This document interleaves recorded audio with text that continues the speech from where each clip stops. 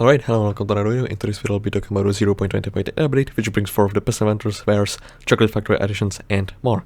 If you've seen my most recent video, you might be noticed that the Crimson Isle changes are missing. That's because they haven't been finished yet, and they are currently in alpha in another session of testing. So, without any further ado, let's do this. I'll be a lot more brief in this video, because I've already covered it, and I don't really have that much time. So, Pesthunter wares. Previously, this menu only featured these 3 accessories which costed coins but required a specific amount of pests to have been already captured. This is no longer true. All items in here cost pests which are now a currency stored in vacuums, and these 3 items are no longer soulbound. Apart from these 3, we also have Biohazard Armor, which is an upgrade of Mushroom Armor, which now only works on the garden. And so does Biohazard Armor. It has base bonus pest chance because it's intended to be the armor used to spawn pests. So yeah, not much else to talk about it. It doesn't have any farming function, which means after you spawn pests and you want to kill them, you will have to swap to a normal armor set. Pesthunter's gloves are like Pest Vest but worse. Then we have a new pet here, which is pretty good.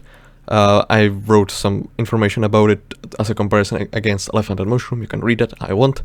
Pesthunter's Lair Barn Skin, which is cool but expensive. And Pest Terminator 6, which requires Pest Terminator 5 first. The last 2 items are Pest Trap and Mouse Trap, which I wanted to showcase right now, which is why I waited a while for this.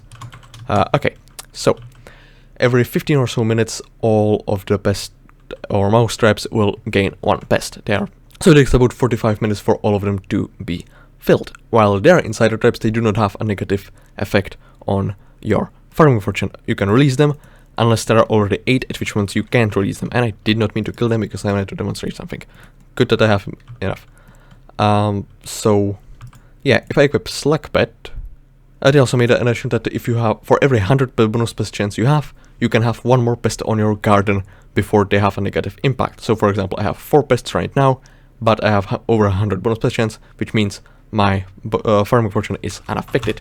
And I want to try out if disabling this, that does not work. Okay, I'm gonna write that as a suggestion. It didn't happen to me right now, which is unfortunate, but there's a low chance for both of these traps to spawn the new pest, which is, I forgot, which is some kind of a mouse. Field mouse, right. Field mouse requires only 100 kills to have its bestiary maxed, and because it is a new bestiary, you get 3 more bonus pest chance from Brown Bandana, and you get 6 more farming fortune from the bestiary. It can drop all of the crops, but doesn't drop the bigger version of the crop, and it always drops all 5 materials for Spray Ranger. Also drops a Reforged Stone for pests, and a new item, which is useful. Pest traps have only 2 slots, but mouse traps have 3 slots, and they also have triple chance to spawn the field mouse. And the field mouse spawn rate is also affected by the Enderman 9 perk, because field mouse is considered an elusive mob. They changed how wheat works because it was inconsistent with other materials, so now you just have enchanted wheat, which is 160 wheat, and enchanted hay bale, which is 160 enchanted wheat. If you have the old items, you can use the legacy trade menu to get the new ones. This also means that all items that require wheat are now cheaper to craft. Even the visitors are cheaper. They also changed the pest drop loot because it was unbalanced. Now they are more or less the same. Now all pests should be equally good for their respective crops, which is good. I'm not gonna read this, I'm not gonna analyze this. Let's move on. More changes were done to the chocolate factory. Unfortunately, Emmet is currently not active because I didn't have the time back then, so I'm just gonna have to talk about it very weirdly. So, they buffed the Rabbit Shrine to be twice as effective. They also buffed the Rabbit accessory, the chocolate accessories, to be twice as effective. And in the shop they added 2 new items. This one is uninteresting. This one is very interesting because it gives you more chocolate and pet luck, which is insane. It's also cheap in comparison to some other items. Chocolate ice more expensive.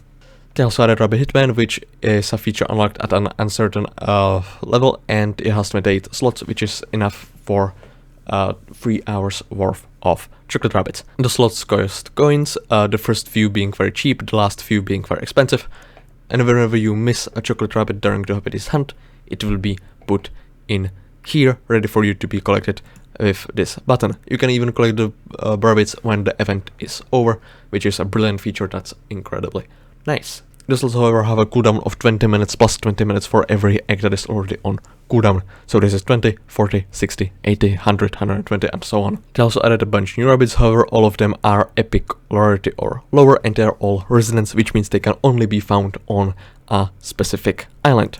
All the rabbits that required 15 eggs in a specific locations are now also residents. They added 2 new ones, Morty, which requires 15x in Dungeon Hub, and Carrot, which I think is uncommon, which requires killing Rabbit King. But apart from that, you have these residents.